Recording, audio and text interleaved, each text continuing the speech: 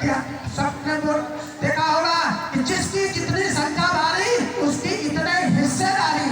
अभी हम लोगों का हिस्सेदारी का नंबर नहीं आया। अभी जिसकी जितनी संख्या भारी उसकी उतनी जिम्मेदारी लड़ने की है, क्रांति करने की है, अपने हक अधिकार मांगने की है और अपना हौसला बुलंद रखने की है, अपने समाज को जगाने की है। लास्ट बात आप नहीं समझ पाओगे सरकार कैसी चाल चल रही है।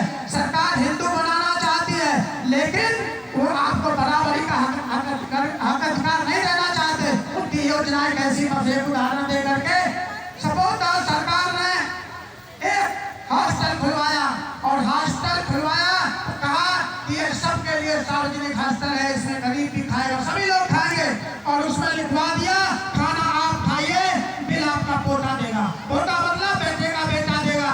लोग गए बोले सरकार ने बहुत अच्छी योजना लाई है भाई, होटल खुलवा दिया, अब खाने के लिए हमारी व्यवस्था हो गई। फिर भी लोग गए कि आप बताइए, आपने इसमें लिखा है कि खाना आप खाइए, बिल आपका पोता देगा, क्या बात ये सही है? बिल्कुल बिल्कुल बात सही है।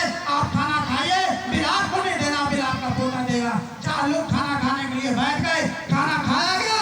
खाना खाने के बाद जैसे ही आप खाना खाने से फ्री हुए तुरंत देखा कि 2000 का बिल आ गया। उसने कहा क्यों भाई, आपने तो इसमें लिखा था कि खाना आप खाइए, बिल आपका पोता देगा, ये क्या है? बोले भाई साहब ये बिल आपका नहीं है, आपका बिल तो आपका पोता देगा। ये बिल आपके दादाजी खाना खा गए थे उनका है, उनके आप पोते हो, तो ये राम की ये परंपरा है कि बिल आपका पोता देगा, तो आप उनके पोते इसलिए ये बिल देना है। तो हमारे समाज में ये हिम्मत नहीं बनती कि हम आगे चल के क्वेश्चन पूछे। और क्वेश्चन क्या है?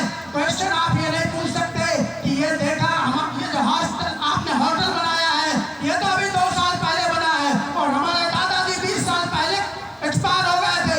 हमारे दादाजी ने आपके होटल पे कब खाना खा लिया जो आप इस होटल का बिल मांग रहे हो? तो ये बात अगर